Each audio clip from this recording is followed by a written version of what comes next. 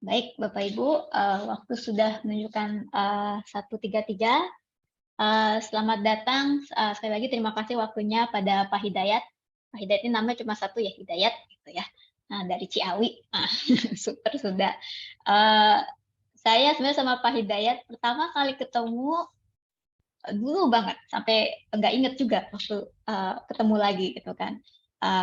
Dulu saya waktu lagi postdoc ya, Pak, ya, Pak Hidayat sedang kalau nggak salah S3, ketemu di San Francisco gitu. Tapi karena mungkin bidangnya, yang satu lebih di darat, yang satu di laut, eee, tidak begitu komunikasi juga, tapi, ketika kita sudah jadi BRIN, Pak Hidayat, waktu itu sebagai PLT, Kepala Pusat Limno dan Sumber Daya, Air, saya jadi ingat lagi, ini kayaknya yang dulu sekali saya pernah ketemu, waktu saya postdoc. Saya senang sekali Pak Hidayat di sini karena, setelah kenal beliau, sama-sama kerja di UMKM, dan sebenarnya waktu beliau baru jadi PLT sih, kapus terdahulunya cerita ini, perjalanannya unik, Mbak, gitu, yang satu ini.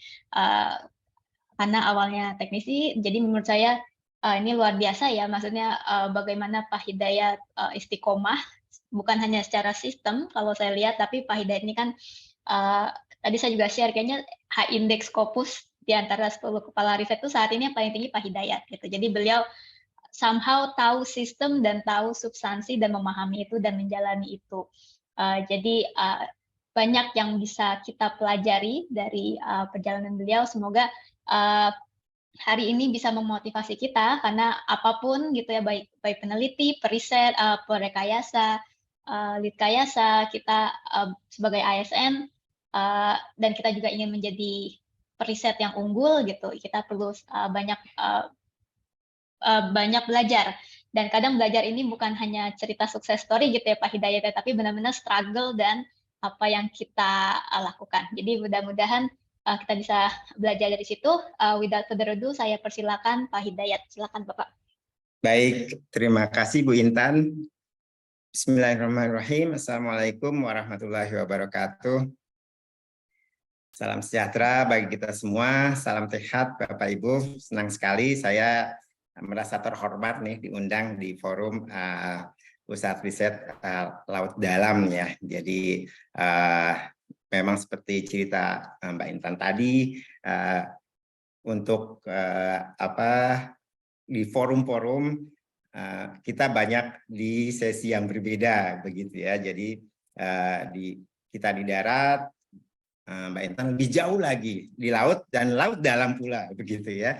Jadi memang sesuatu yang agak jauh dari scope. Tapi kalau kita lihat salah satu kajian ya di limnologi yang sekarang dilakukan adalah mengenai SIDAT ya. Nah, SIDAT ini jadi penghubung antara laut dalam dengan limnologi dan sumber daya air, di mana SIDAT ini memijah di laut yang sangat dalam, ya, laut yang ada gunung apinya.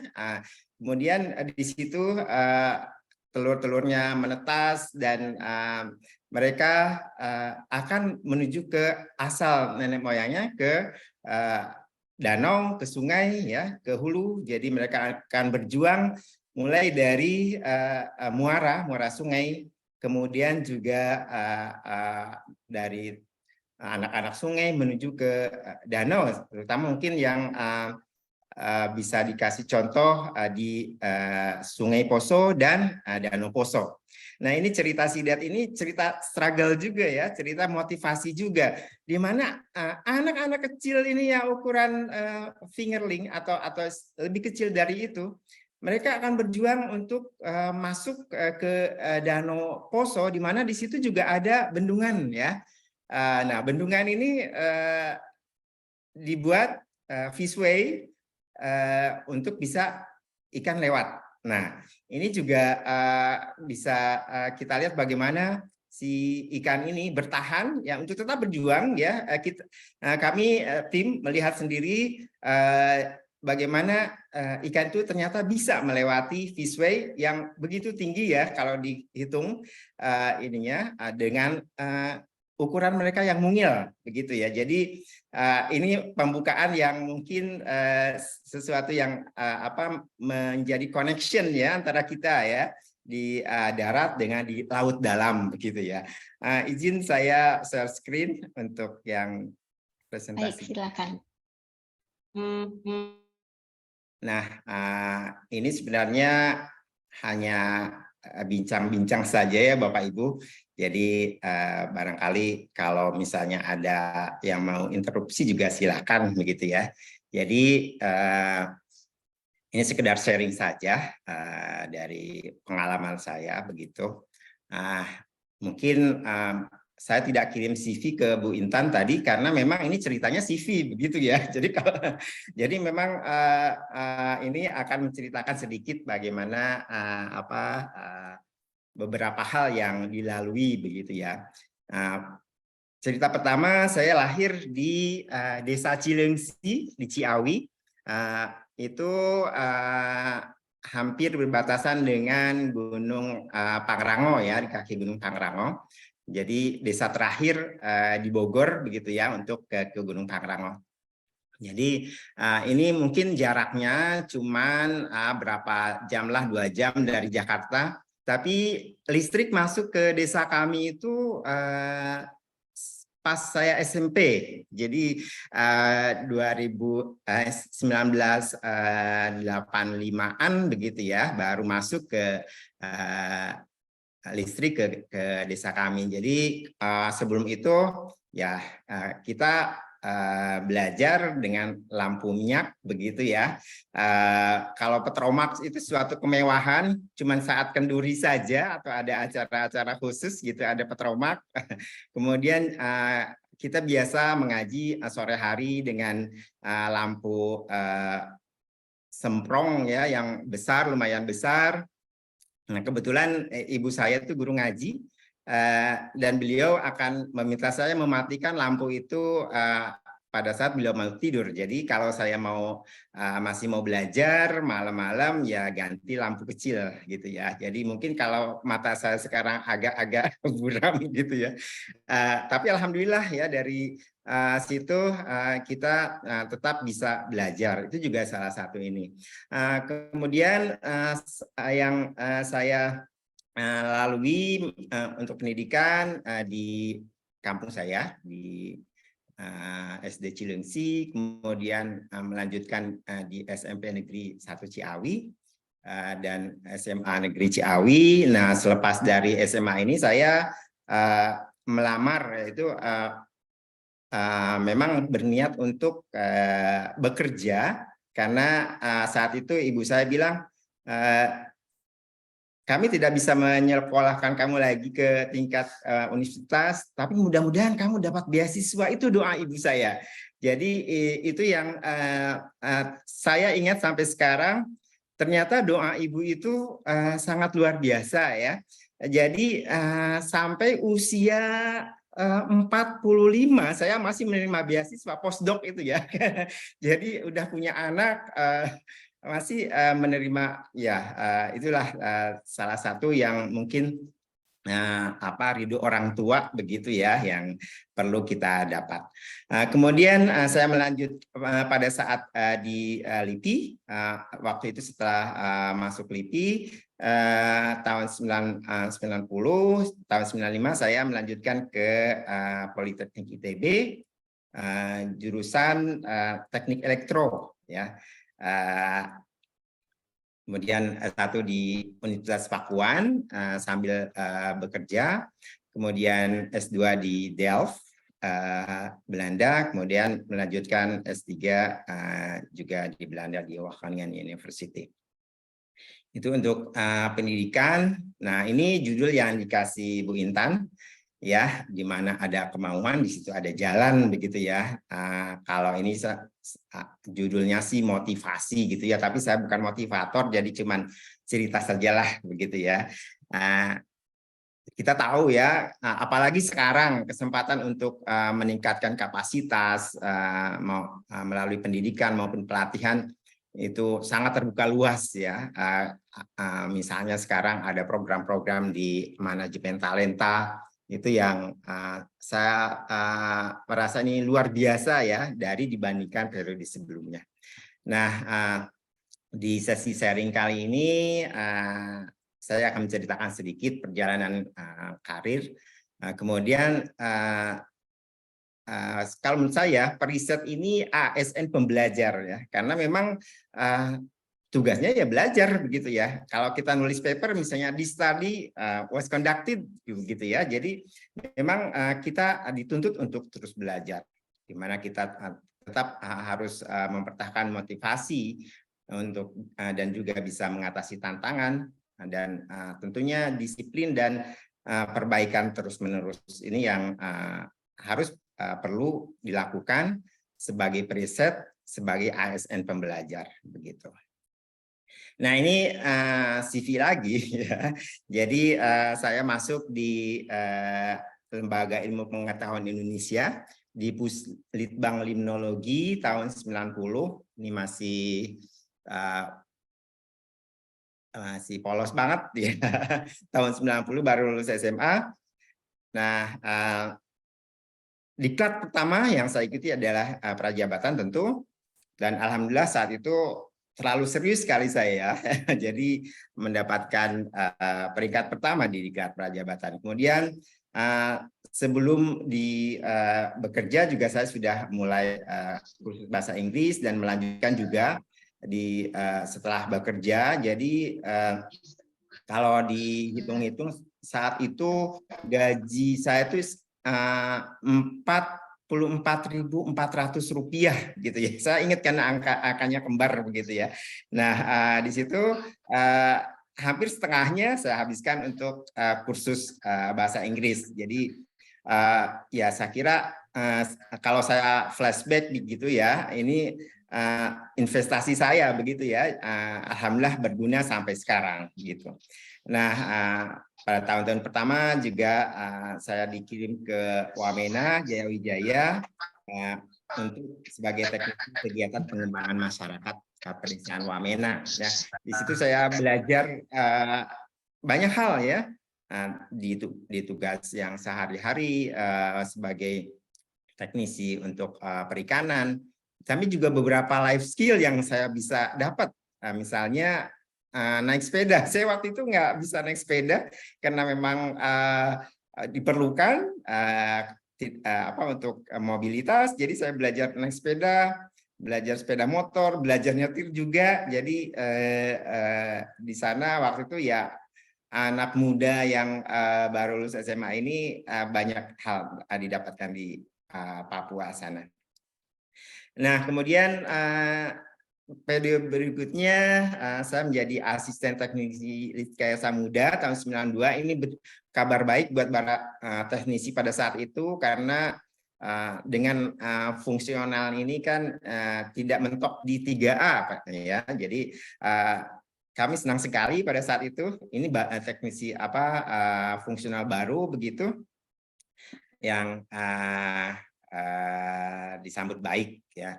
Kemudian saat itu saya juga ikut kursus komputer karena waktu itu tenaga yang bisa komputer itu sedikit ya. Komputernya juga cuma ada 2 kalau nggak salah di pusat Puslitbang Limnologi saat itu. Nah dari situ masih kita belajar WordStar, DOS begitu ya, dengan hafalan-hafalan kontrol-kontrolnya. Nah, dari modal itu saya menjadi pelaksana teknis redaksi Limnotek gitu. Ini yang jurnal pertama di limnologi dan menjadi media pembelajaran juga bagi saya. Bagaimana menulis kalimat efektif, bahasa Indonesia baku, begitu ya. Jadi memang kalau sedang dijalani saat itu capek banget gitu ya, redaksi pelaksana teknis saat itu karena memang banyak yang harus dilakukan. Tapi sekarang saya merasakan manfaatnya juga ya untuk menulis Sampai supervisor saya waktu S3 dulu bilang, oh kamu bisa ya nulis dengan sepadat begini, begitu ya. Jadi ini salah satu hikmah juga ya dari pekerjaan yang diberikan ke kita dan kita lakukan dengan happy, begitu ya. Kemudian ya saat itu saya tergabung sebagai teknisi pada riset unggulan terpadu untuk identifikasi dampak kenaikan panas laut di wilayah pesisir. Dan topik ini ternyata sampai sekarang masih sangat in begitu ya, masih banyak dan perubahan iklim menjadi isu global yang makin penting saat ini. Nah, kemudian pada saat itu juga saya mengambil studi statistika terapan di Universitas Terbuka. Jadi mencoba untuk belajar ya dengan lebih formal begitu. Dan alhamdulillah pernah sebagai mahasiswa berprestasi UT saat itu ya, dapat wesel saat itu, senang banget begitu ya, zaman itu masih zaman wesel-weselan begitu. Tetapi tahun 95 kami dapat tawaran untuk program beasiswa D3 Teknik Elektro di Politeknik ITB. Jadi ceritanya ya ditunda dulu deh UT-nya begitu ya. Jadi konsentrasi di Politeknik ITB, kemudian tahun berikutnya berkeluarga ya, dan tahun berikutnya juga tahun 97 saya lulus D3 begitu. Nah, dan anak kami yang pertama lahir gitu ya pada tahun 97. Nah, setelah itu ya kami mengikuti training ya, laboratorium asesor, laboratorium uji, kemudian pengelola peralatan ya, setelah itu sebagai pengelola peralatan lapangan di Puslitbang Limnologi. Jadi ya setelah itu aktif kembali di Puslit. Nah, tahun 2000 sebagai asisten teknisi Litkaya Samadya, saat itu diajak Pak Chandra ya, penelitian stimulasi produksi mikroalga.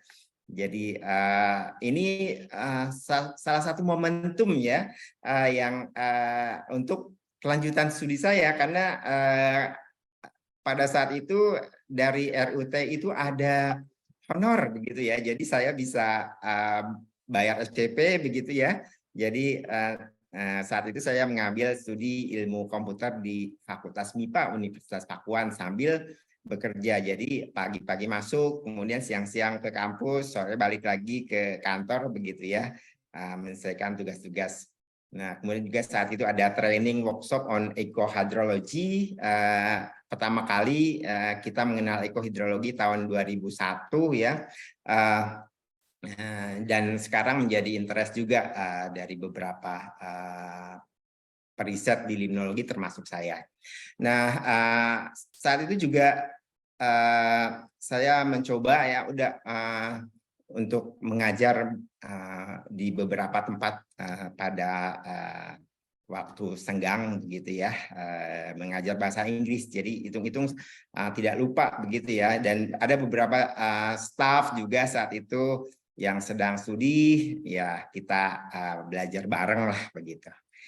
Nah, tahun 2002 alhamdulillah lulus S1 di Universitas Pakuan, dan saat itu saya aktif sebagai salah seorang staf sekretariat Panitia Nasional Program Hidrologi.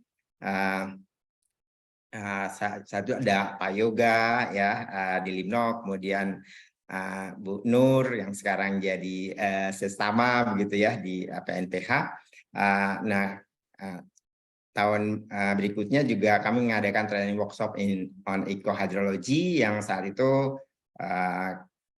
panitianya di limnologi ya. Nah, kami terlibat intens di situ.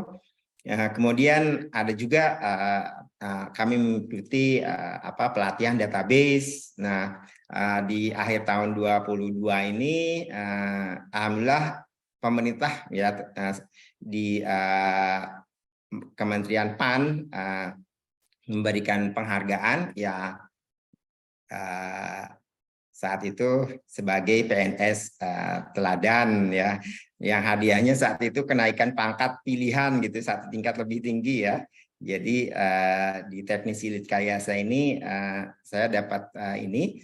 Tapi pada tahun yang sama juga saya sedang mengikuti kenaikan dari penyesuaian ijazah. Jadi akhirnya hadiah ini tidak saya ambil ya, saya lebih memilih penyesuaian ijazah ke 3A begitu. Jadi ini.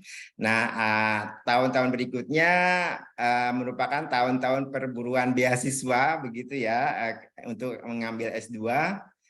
Jadi tahun 2005 ini saya beralih fungsional ke peneliti sebagai peneliti ahli pertama dan beberapa pemberi beasiswa kami masukkan lamaran gitu ya, ada yang blast tidak dibalas, ada yang sampai ujian wawancara, ada juga yang alhamdulillah ya untuk yang beasiswa Stunet ini di Belanda saya mendapatkan beasiswa S2 begitu. Jadi untuk studi ini saya melakukan studi pemodelan hidrologi Sungai Meuse di Belanda. Kemudian setelah itu saya dapat tawaran juga untuk melanjutkan S3 di Wageningen University dengan studi hidrologi Sungai Mahakam. Kemudian setelah lulus 2013 menjadi peneliti ahli muda, saya juga melanjutkan postdoc di Wageningen University dengan studi di Kapuas. Jadi cuman pindah sungai begitu ya, dari Kalimantan Timur ke Kalimantan Barat. Kemudian ada juga beberapa riset kolaboratif. Kemudian di 2017 menjadi peneliti ahli madya, melakukan studi danau paparan banjir di Danau Sentarum. Kemudian juga menjadi koordinator kegiatan mitigasi bencana keairan berbasis ekohidrologi untuk penyihatan danau. Kemudian ada kegiatan kolaboratif. Ini saya mulai kenal dengan sampah plastik. Ini yang ada connection juga dengan Bu Intan ya, beberapa terkait studi terkait sampah plastik ini. Tahun 2021 saya menjadi peneliti ahli madya 4B, masih melanjutkan penelitian yang sama tentang sampah plastik, kemudian ekohidrologi danau dan sungai Poso sebagai habitat dari ikan sidat begitu ya. Nah, tahun ini alhamdulillah saya sebagai peneliti ahli utama begitu ya, setelah mengikuti UKOM tahun sebelumnya, dan tugas tambahan juga sebagai kepala PL limnologi dan sumber daya air. Jadi ini tugas tambahan ya, tapi memang sekarang baca papernya berkurang, lebih banyak baca DS ya Bu Intan ya. Jadi tapi kita lakukan juga dengan baik karena memang kalau tidak dibaca juga bisa lolos juga yang misalnya ada kesalahan yang perlu dikoreksi seperti itu. Jadi itu untuk yang sekarang. Jadi ini baru ya, jadi saya belum ini. Jadi kalau di segi minat, saya melakukan riset hidrometri dan penentuan parameter kuantitas dan kualitas sumber daya air, baik dengan on-site maupun dengan remote sensing ya. Ya, kalau kita lihat kan sangat menjanjikan ya remote sensing ini karena luasnya wilayah Indonesia ya. Kita sulit untuk mendapatkan data. Jadi dengan remote sensing ini daerah yang miskin data bisa menjadi kaya data dengan cakupannya yang lebih luas, dan tetapi ini tidak menihilkan data pengamatan langsung di lapangan ya. Jadi tetap kita perlu validasi. Jadi Nah, ini yang perlu dilakukan. Saya lihat ada beberapa papers yang hanya remote sensing saja tanpa ke lapangan, tapi ini sebenarnya sesuatu yang masih belum selesai begitu ya. Nah, kemudian berusaha juga mengembangkan kapasitas dalam kajian interdisipliner seperti ekohidrologi. Kemudian juga berusaha tetap meningkatkan jejaring ya di contohnya masyarakat limnologi Indonesia, masyarakat hidrologi Indonesia, kemudian ASEAN Hydrological Hydro Informatics Data Center, kemudian Southeast Asian Lake Net, ya, kemudian juga dengan beberapa OR dan PR dan mitra untuk kegiatan bersama. Nah, ini mungkin pengalaman riset yang pernah saya lakukan ya, antara lain ini tentang pemetaan banjir dengan citra alus pulsar dan pengukuran tinggi muka air. Ini di Kalimantan Timur, validasinya kita di daerah Rawa Gambut ya. Ya, lumayan juga perjuangannya di sini, harus menembus rawa dan kemudian juga banyak nyamuk. Ya, ini memang lokasi yang dijangkau dengan effort begitu ya. Nah, ini waktu itu kami presentasikan di Nanjing dalam conference LIDAR dan radar. Alhamdulillah publish. Kemudian mengenai estimasi debit ya di Sungai Mahakam. Nah, ini merupakan riset yang saya kira kaitan erat juga dengan studi danau, karena bagaimana proses pengisian dan pengosongan danau ini sangat berpengaruh terhadap baik ekosistem biotik maupun abiotik di danau dan sungai itu sendiri. Jadi kita lihat misalnya pola arus, kemudian juga pola debit dan tinggi muka air ini sering tidak sejalan. Jadi itu istilahnya histeretik ya. Ini sangat menarik dari sisi ilmiah. Kemudian ini studi mengenai pemetaan banjir di daerah danau ya, di daerah yang sama.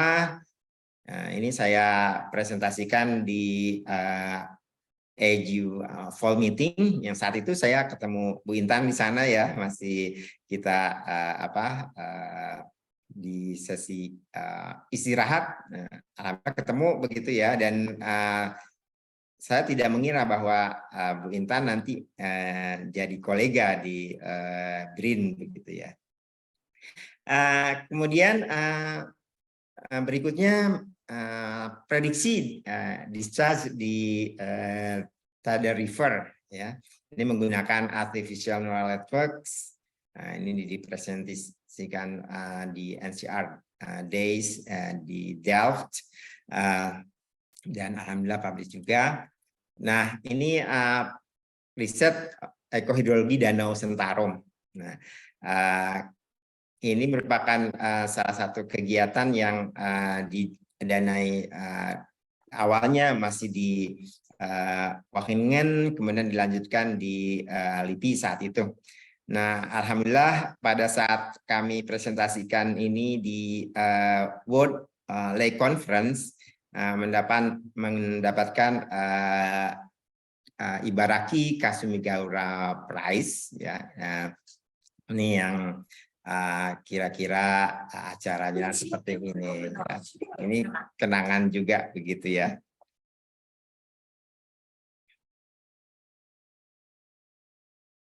Ibaraki Kasumigaura Prize tidak hanya sebuah negara berbicara untuk meeting.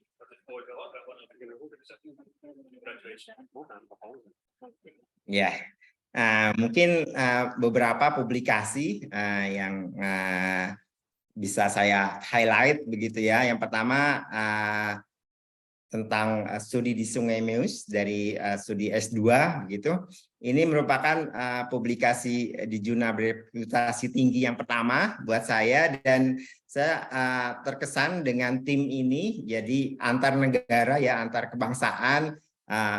Gerald Corjo ini dari Kolombia, kemudian Profesor Solomatin dari Rusia, dari Indonesia, kemudian Marcel de Wit dan Micha Werner dari Belanda, Profesor Uhlenburg dari Jerman, kemudian Profesor Price dari Inggris. Begitu, ini yang kolaborasi yang saya kira membuat saya terkesan ya, dan dukungan sangat baik pada saat itu ya. Data juga kita studi hidrologi tidak kesulitan begitu ya. Jadi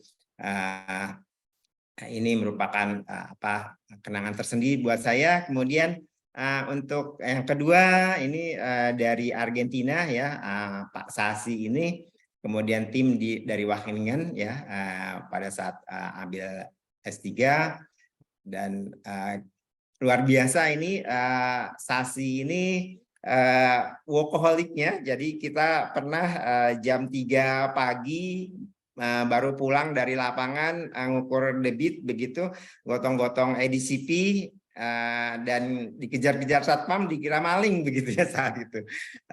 Jadi luar biasa effortnya. Kemudian yang paper ketiga ini Frans Butsman dari Utrecht University, PhD studentnya Ton Haring juga. Kemudian yang keempat tentang discharge di Sungai Mahakam, itu yang sekarang lokasinya sebenarnya sangat dekat dengan IKN gitu ya. Kita nggak tahu saat itu ya bakal menjadi IKN begitu ya. Kita bolak-balik tiap hari. Kemudian Bart Vermeulen ini juga support person buat saya juga. Beliau ini ahli yang sangat kuat di matematik. Jadi kalau saya kesulitan dengan persamaan integral lipat 3 misalnya, dalam beberapa menit dia sudah bisa menyelesaikan gitu ya. Kemudian yang keenam ini Pak Sulistyo Adi dari Unmul, yang saat itu mengambil studi S3 di Ohio State University. Kita kerja bareng juga di lapangan dan menghasilkan beberapa paper. Kemudian Van Pham ini dari Vietnam, dari University of Leuven-Lannep, Belgium. Kita berkolaborasi via supervisor saya ini, Ton Hoiting, untuk studi di Kalimantan Timur juga. Nah, jadi saya kira ini beberapa juga yang bisa di-highlight ya. Misalnya yang nomor 9 ini studi untuk intensif ya, intensif tapi menghasilkan paper yang cukup baik begitu ya. Yang ke-10 ini unik juga, kolaborasi di saat masa pandemi ya. Jadi Appers ini mengontak saya karena saya mengupload data dari hasil riset di Kalimantan Timur sebagai tambahan appendix dari paper saya gitu ya. Jadi kalau dilihat kita ini berbagi ya, tapi sebenarnya kita juga mendapat manfaat. Jadi kita mendapat kontak, kemudian akhirnya kita menulis paper bersama begitu ya, dengan orang-orang yang sama sekali belum pernah kita ketemu, hanya ketemu di email begitu ya. Jadi ini pengalaman di masa pandemi begitu ya.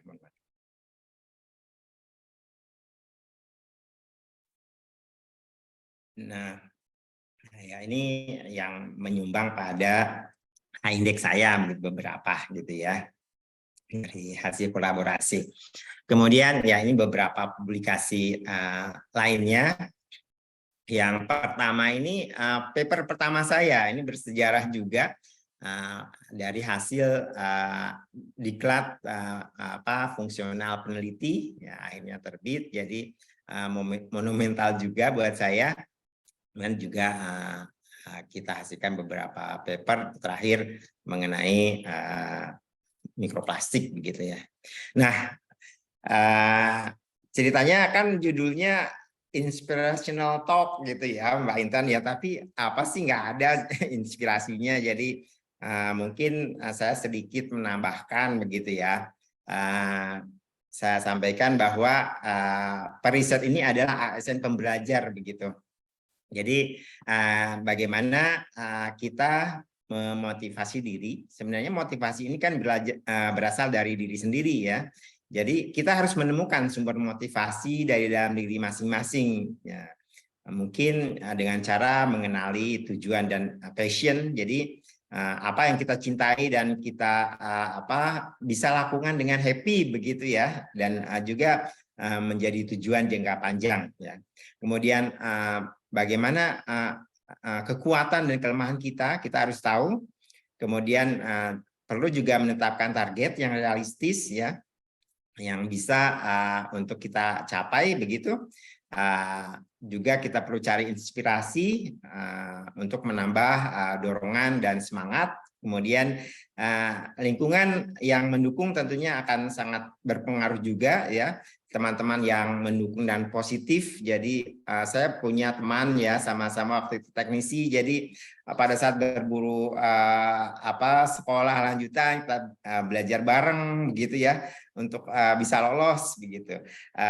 Kemudian juga untuk belajar hal-hal lain begitu ya. Jadi sangat penting juga, dan kita tentunya perlu selalu beradaptasi ya.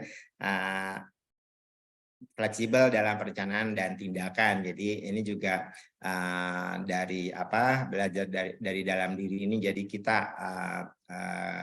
berusaha mengatasi persoalan gitu ya. Nah, ini sebagai ilustrasi saja ya, di SDM di Pusat Riset Limnologi dan Sumber Daya Air, alhamdulillah semangat belajarnya tinggi ya. Sekarang yang di bawah S1 itu tinggal 3 orang, ada yang masih melanjutkan kuliah, kemudian juga ada yang mau pensiun. Jadi kira-kira komposisinya mendekati ya apa yang diharapkan gitu ya. Tapi kita masih berharap yang dari S2 sekarang masih banyak yang melakukan studi lanjut, kemudian juga yang dari S1 juga. Jadi dari teknisi jadi banyak juga yang melanjutkan studi, dan ini contoh ya teknisi yang dulu teknisi ya, sama seperti saya. Ada Pak Sulung yang luar biasa H-Index dan citationnya, kemudian Bu Yustiawati, kemudian Pak Iwan Ridwansyah, ini juga rekan-rekan teknisi Litkayasa, sama-sama kita 3A waktu itu, kemudian dengan upaya sendiri melanjutkan kuliah, dan kemudian juga sudah doktor gitu ya. Jadi dan terbukti bahwa citasinya juga termasuk top 10 lah begitu di limnologi begitu ya. Jadi saya tidak ini kan Litkayasa, tapi memang ini hanya ini aja ya, penyemangat begitu ya. Masa kalau yang Litkayasa bisa, yang lain yang tentunya lebih ini mapan itu harus lebih kompetitif lagi begitu ya. Kemudian tentu ada beberapa tantangan ya, dari baik dalam diri maupun dari luar. Yang dari dalam diri misalnya rendahnya motivasi, kemudian juga menunda-nunda pekerjaan ya, prokrastinasi ya. Kemudian rasa tidak percaya diri ini juga sering terjadi ya, orang sering misalnya jangan ini begitu ya. Jadi menghambat juga untuk maju begitu ya. Dan berikutnya kurang disiplin. Jadi ya ini salah satu yang menghambat juga. Kemudian stres dan kecemasan tentu, kemudian kurang fokus, kemudian tidak mau mengambil risiko, ini juga perlu kita atasi begitu ya, karena memang hidup ini pilihan dan semua pilihan itu ada risikonya ya. Kemudian kesulitan mengatasi kegagalan. Nah, sebenarnya ya kegagalan adalah bagian dari proses belajar dan karir. Jadi biasa saja begitu ya. Seperti contoh tadi saya beberapa kali tidak lolos misalnya pada saat melamar S2 begitu, ya kita coba lagi begitu ya. Kemudian ketidakmampuan menyesuaikan diri, beradaptasi tentu ini sangat penting untuk diatasi ya, karena memang hidup ini sendiri adalah banyak perubahan yang kita hadapi dan tentu kita harus beradaptasi gitu ya. Jadi untuk ini perlu kesadaran diri, tekad, kemauan dan terus belajar dan berkembang, kemudian melakukan perencanaan yang baik, mencari dukungan dan berusaha membangun keterampilan seperti manajemen waktu, komunikasi dan ketahanan mental. Ya, ini yang hashtagnya Bu Intan nih, perseverance begitu ya. Jadi uletlah gitu dalam melakukan sesuatu. Kemudian dari eksternal mungkin keterbatasan akses sumber daya ya, baik fasilitas mungkin ya atau sumber daya lainnya, kemudian lingkungan yang tidak mendukung ini juga perlu diatasi. Kemudian kurangnya dukungan keluarga, misalnya teman, mentor. Nah ini juga beberapa mengalami mungkin ya. Dan masalah keuangan ya mungkin ini salah satu yang seperti tadi ya, kalau zaman dulu kan kita harus nabung dulu untuk bisa daftar kuliah begitu ya. Kalau sekarang sepertinya banyak juga kesempatan ya untuk di manajemen talenta gitu, kita bisa melamar di DR begitu, barangkali ini bisa diatasi ya. Kemudian diskriminasi dan prejudice misalnya gender, asal usul. Nah ini juga ya salah satu tantangan eksternal ya, dan tuntutan tanggung jawab lainnya ya. Jadi memang kembali kita perlu ketangguhan dan strategi mengatasi, dan hashtag perseverance ini menjadi yang penting begitu ya. Nah untuk mengatasi ini kita perlu kerjasama dengan yang mendukung gitu ya.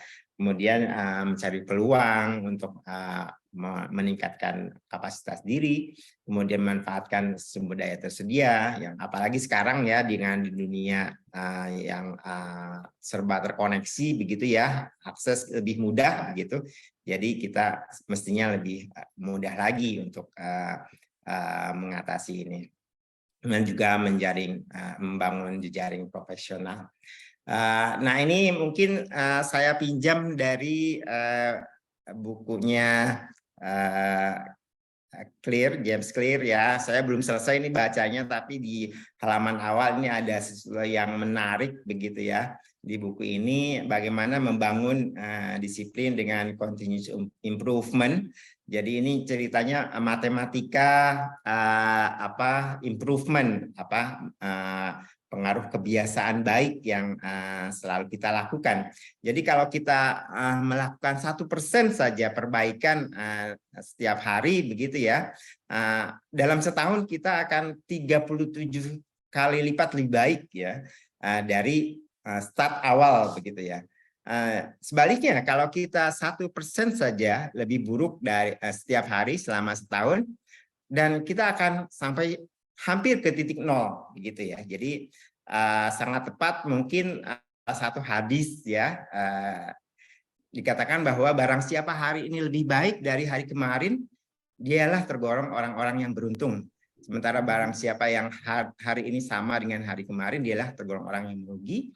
Dan barang siapa yang hari ini lebih buruk dari hari kemarin, dialah tergolong orang-orang yang celaka ya. Jadi yang menuju titik nol ini begitu. Jadi ini sangat relevan saya kira untuk ya untuk diri saya sendiri ya, mungkin bukan masih belum perlu terus melakukan perbaikan seperti itu. Nah, sebagai catatan penutup, mungkin sudah terlalu lama ya ini, mohon maaf nih agak lama nih. Beberapa kunci keberhasilan ya, tentu disiplin dan konsistensi dengan tujuan yang jelas, kemudian kita semangat belajar dan berkembang, jadi excited ya, selalu antusias gitu ya dengan hal yang baru, kemudian keuletan dan ketekunan, penting juga adaptasi dan fleksibilitas, kemudian menghadapi kegagalan dengan bijaksana, tidak patah semangat begitu ya. Kita juga berusaha membangun jaringan, kemudian dukungan keluarga, teman, dan institusi kita saat ini sangat mendukung ya untuk pengembangan diri. Nah, ini juga dari keluarga, ini my partner in crime ya. Kami sama-sama meniti karir dari bawah, sama-sama dari SLTA, dan kami bergantian. Jadi saya selesai S1, kemudian juga ngambil S2, istri saya ngambil S1, kemudian saya ngambil S3, istri saya kemudian ngambil S2, begitu. Jadi saya kira ini dukungan keluarga yang luar biasa begitu ya. Jadi kita juga perlu diskusi nih ya kalau yang sudah berkeluarga ya, karena memang studi lanjut ini banyak konsekuensinya baik finansial maupun waktu, mungkin seperti itu ya. Dan terakhir mungkin dari saya ya, pertahankan juga keseimbangan hidup ya, baik mental, spiritual maupun fisik. Jadi ya begitu, jangan lupa bahagia ya, istilahnya sekarang begitu ya. Baik, mungkin itu dari saya. Mohon maaf kalau terlalu panjang. Terima kasih. Assalamualaikum warahmatullahi wabarakatuh. Waalaikumsalam warahmatullahi wabarakatuh. Tepuk tangan dulu dong buat Pak Hidayat. Wah, terima kasih banyak Pak. Luar biasa ya. Memang Pak Hidayat ini pas lah jadi kapus limnologi dan sumber daya air, karena memang tenang-tenang menghanyutkan gitu ya hidupnya. Benar-benar luar biasa. Tenang tapi he got there. Terima kasih Pak udah sharing ceritanya, napak tilasnya, banyak cerita dan juga poin-poin yang menjadi pengingat kita dimanapun stage hidup kita ya, apapun yang kita lakukan. Tadi yang pasti ya, kembali lagi kita harus motivasi dari awal, dari diri kita, dan Pak Hidayat mengingatkan kita memang harus lebih baik. Bahkan tadi untuk teman-teman yang muslim ya bisa merelasi, kalau kita hari ini sama dengan besok itu merugi gitu ya Pak Hidayat ya. Justru kita harus investasi untuk lebih baik daripada kemarin, karena itu kuncinya. Dan juga jangan lupa bahagia, karena sepertinya Pak Hidayat ini tenang-tenang menghanyutkan karena memang energinya stabil gitu ya. Sustainable. Terima kasih banyak Pak Hidayat sudah sharing hidupnya dan memberikan kami penyemangat. Silakan teman-teman kalau misalnya mau ada pertanyaan, mau curhat, kapan lagi nih kita punya kapus lain di seminar kita. Silakan dari Pak Ali. Baik, terima kasih Bu Intan. Suara saya terdengar, Bu? Iya, terdengar Pak. Alhamdulillah. Aduh, saya sangat senang sekali ini bisa bertatap muka dengan Pak Hidayat. Walaupun saya sering ikut di OR Kebumian Maritim, di Pak Kapus selalu memberikan sambutan arahan ketika ada seminar-seminar yang saya ikuti atau pelatihan-pelatihan. Perkenalkan, saya M. Ali dari PR Konservasi Sumber Daya Laut dan Perairan Darat, Pak. Saya sebelumnya di Kementerian Kelautan dan Perikanan. Jadi baru bergabung di BRIN. Wah, ini kan suatu ritmenya LIPI yang kami ikuti. Jadi terseok-seok Pak. Dan ini hari ini sangat mendapatkan motivasi, tapi saya juga ya harus realistis lah. Kalau menurut Bapak tadi kan banyak sekali slide-slide-nya saya pelajari tadi, dan saya akan coba lebih ya memperbaiki diri gimana menemukan vision kita ke depan seperti itu. Sebenarnya kalau secara secara hak indeks Bapak, wah sudah sangat luar biasa. Kalau cuman saya tadi ada terbetik Pak mengenai doa Ibu. Karena saya juga jadi PNS ini karena keinginan Ibu, dan saya sempat ini juga tadi, wah Pak Hidayat ternyata dari Cilengsi. Ibu saya itu orang Cilengsi. Kalau saya yang mudah-mudahan paling nggak suksesnya menular lah seperti itu. Amin. Saya orang Palembang Pak, tapi ibu saya orang Jakarta Sunda, dan nenek saya dimakamkan di Cilengsi, pemakaman keluarga, dan kakek saya di sana juga. Cilengsi Bogor. Ketemu di Cilengsi kalau Amin, insya Allah Pak. Nah, sekarang lagi meniti karir sebagai peneliti muda di PR Konservasi Sumber Daya Laut dan Perairan Darat. Lebih concernnya di perairan darat. Biasanya kita di LIPI itu ketemu dengan Ibu Sahroma. Kalau kemarin dengan Pak Lukman, Ibu Sulastri ya. Ya, kalau dengan Pak Kapus kan selalu memberikan arahan tuh. Ya. Itu Pak, yang pertama mungkin gimana itu keajaiban doa ibu, apalagi di sini juga banyak ibu-ibu nih. Jadi saya kayaknya mengalir saja ini kayak doanya ibu saya seperti apa kayaknya ini saya jalanin aja lah, yang penting happy bahagia gitu kan. Ya, Nah, ya. itu yang pertama Pak. Kemudian yang kedua, tadi ada teori perbaikan sedikit demi sedikit yang dicapai dengan hadis. Jadi saya teringat dengan teorinya A.A. waktu saya kuliah di Bandung. Itu ada teori kecepatan dan percepatan katanya. Itu gimana Pak kalau Bapak sendiri mengalami kecepatan dan percepatan katanya? Karena kita kan dalam suatu ini perlu organisasi, perlu wadah biar kecepatan yang kita punya itu bisa mengalami percepatan yang luar biasa seperti itu. Mungkin itu saja dari saya Pak, mohon motivasi arahannya. Terima kasih. Mohon maaf kalau kepanjangan Bu Intan. Enggak, terima kasih Ya, Pak. Ya, baik, langsung saja Bu Intan Langsung ya. saja, silakan Pak. Dan nggak lupa.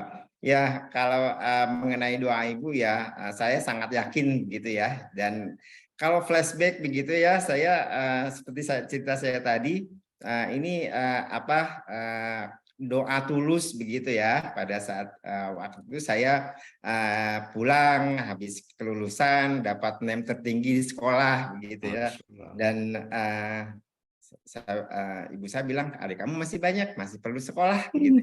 Jadi dan doa itulah yang keluar begitu ya. Dan alhamdulillah saya mendapatkan instansi di mana studi itu dilakukan belajar itu memang pekerjaannya begitu ya. Kita semua orang, semua periset itu kan belajar pada intinya begitu, dan juga membuka kesempatan yang sangat luas gitu ya, siapapun bisa begitu ya diizinkan untuk sekolah asalkan tugas pokoknya masih tetap terpenuhi begitu ya. Jadi memang kalau saya pengalaman saya ya seperti tadi, saya sambil sekolah sambil bekerja di tim yang memang saat itu tuntutannya tinggi juga ya, riset unggulan terpadu saat itu ya. Nah, itu ya kan sangat kompetitif begitu ya.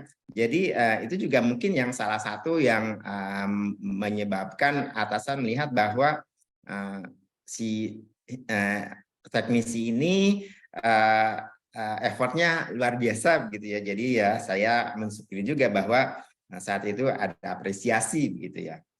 Ya begitulah mungkin saya kira ridho orang tua begitu ya. Dan sama seperti Pak Ali sampaikan tadi ya, ibu saya tuh mendoakan saya menjadi PNS gitu waktu itu ya. Karena katanya kalau PNS kan dapat beras tiap bulan katanya. Ya jadi yang itu saya catat begitu ya. Jadi sejelek-jeleknya beras saat itu yang diterima PNS, masih ingat mungkin tahun 90-an begitu ya. Tetap saya bawa ke ibu ya, saya sampaikan ini saya dapat beras nih Bu ya. Jadi ya saya kira di orang tua begitu ya. Jadi untuk ibu-ibu yang ada di forum ini, barangkali doa terbaik itu ya untuk anak ya, dan saya kira ini yang sangat modal yang sangat baik buat anak keturunan kita begitu ya. Yang kedua mengenai kecepatan dan percepatan ya dengan improvement, saya kira ini ya kalau yang saya alami sih kita tidak bisa melihat pada saat kita menjalani begitu ya. Hanya kita bisa lihat pada saat kita melihat ke belakang. Jadi mungkin seperti misalnya kita tiap hari jalan olahraga begitu ya, kita tidak langsung bisa merasakan, tapi efeknya kan jangka panjang seperti itu. Jadi kalau menurut saya ya seperti grafik tadi itu ya, seperti tidak ada gitu ya kalau kita dilihat hari per hari, tapi kalau dalam setahun itu luar biasa efeknya. Jadi itu saya kira ya. Mohon maaf kalau gitu. Kasih, Pak. Sangat memotivasi sekali Pak. Pak Kapus. Makasih Pak Hidayat. Iya, itu juga buat saya poin yang itu ya Pak ya. Reminder ya. Kadang kita hari ini mau tenang dulu, hari ini lebih kesannya lebih santai dari kemarin gitu istilahnya ya. Cuman ya bukan maksudnya kadang oh ya jangan lengah gitu ya. Bahkan motivasi harus lebih baik. Ini menarik tapi tetap bahagia. Baik teman-teman, silakan kita punya waktu untuk satu pertanyaan lagi. Mungkin ada yang ingin bertanya? Silakan, mungkin yang lagi sekolah nih, kita kalau di PRLD wajib Pak, ada rencana aksi kan ya untuk sekolah tadi. Dan tadi memang saya juga tahu di level ORKM, pusat risetnya Pak Hidayat ini memang angka S3-nya sudah mendekati yang diharapkan ya, padahal orangnya tidak sedikit gitu. Dan ini tentu tidak mudah juga. Silakan rekan-rekan. Halo, Siap, silakan. selamat sore ya. Perkenalkan saya Anis dari Organisasi Riset Penerbangan dan Antariksa. Saya Anis dari Kayasa. Dan saya ya sangat tertarik dengan Zoom meeting hari ini karena ada embel-embel Kayasanya di judulnya gitu Pak. Terima kasih presentasinya sebelumnya sangat menginspirasi khususnya bagi saya gitu ya Pak. Saya penasaran gitu sama Pak Hidayat. Dari seluruh perjalanan karir Pak Hidayat terutama ya, pernah gimana ya? Pasti ada saat-saat terendah atau titik-titik terendah yang kadang kita tuh yang putus asa banget gitu ya Pak ya. Nah di situ apa yang membuat Bapak bisa bangkit lagi gitu? Terus momennya apa gitu Pak? Atau ada nggak gitu? Atau mulus-mulus saja atau gimana Pak? Saya langsung jawab ya, Mbak Intan ya. Terima kasih Mbak Anis. Ya, memang semua orang pasti ya mengalami titik nadir gitu ya pada saat menjalani studi terutama ini ya. Kalau yang saya alami ini terutama terkait background ya. Karena kalau Bapak Ibu lihat riwayat sekolah saya ini tidak linier begitu ya, zigzag begitu ya. Jadi tiap kali saya masuk ke tahap berikutnya itu belajarnya effortnya lebih dari yang lain begitu ya. Yang saya alami saat mengikuti program S2 ya di hidroinformatik UNESCO IHE di Belanda. Nah, kan kalau kita lihat hidroinformatik karena sebelumnya saya backgroundnya ilmu komputer ya, nyambunglah begitu ya informatikanya. Tapi kan hidronya ini saya sama sekali tidak mempunyai background pendidikan yang cukup gitu ya, terutama hidrolik. Mungkin kalau Mbak Intan dan yang lain pernah ikut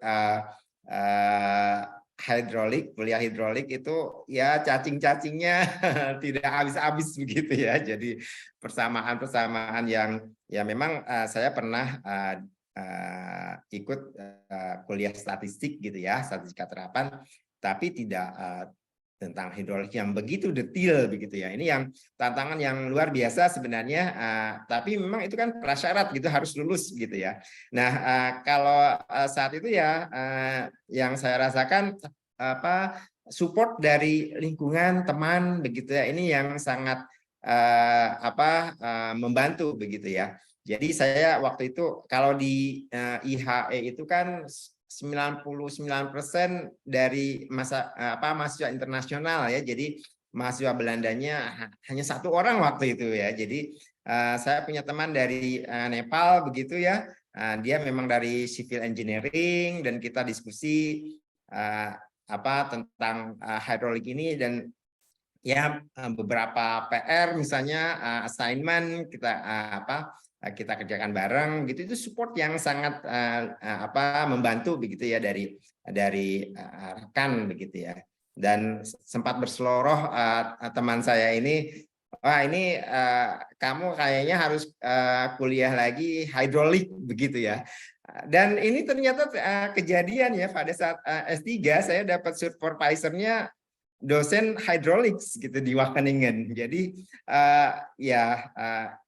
dan kalau untuk S3 kan kita sebagai periset dianggap riset gitu ya. Jadi dianggap bekerja begitu. Jadi tetap harus menggali sendiri begitu ya. Jadi ya mungkin itu yang saya alami ya. Jadi sebenarnya seperti tadi apa yang saya sampaikan, mau mengambil resiko ya. Jadi meskipun memang kadang ya berat gitu untuk dijalanin, tapi saya kira dengan kunci perseverance dari Bu Intan tadi ya, itu juga menjadi salah satu solusi begitu. Ya mungkin seperti itu ya. Terima kasih. Kasih. Perseverance tuh kalau bahasa kitanya istiqomah. Mungkin satu lagi karena ini spesial terakhir, beneran terakhir nih. Silakan teman-teman nih, jarang-jarang kita dapat kesempatan ini. Ada lagi? Last chance? Sudah cukup. Baik, kembali lagi terima kasih semua, kita kasih applause untuk Pak Hidayat, terima kasih Bapak, terima kasih waktunya, terima kasih sharingnya. Semoga ini bisa menjadi pengingat kita ya, untuk terus tadi, jangan takut untuk berada di zona tidak nyaman, justru kita harus men-challenge dan juga investasi, karena itulah kunci kita untuk bisa, mungkin Pak Hidayat wah saya tiba-tiba udah jauh nih gitu kan, mungkin ada rasa itu juga ya, tapi dari istiqomahnya tadi luar biasa hasilnya. Terima kasih Pak Hidayat, kami tidak mau mengganggu waktu Bapak lagi yang sibuk. Sampai jumpa di lain kesempatan. Terima kasih dan semua untuk teman-teman yang sudah hadir dari PRLD dan maupun dari lintas PROR. Terima kasih. Assalamualaikum warahmatullahi wabarakatuh. Waalaikumsalam warahmatullahi wabarakatuh. Warahmatullahi wabarakatuh. Terima kasih Bu Intan. Terima kasih Pak Hidayat. Saya izin untuk matikan ya. Selamat beraktivitas.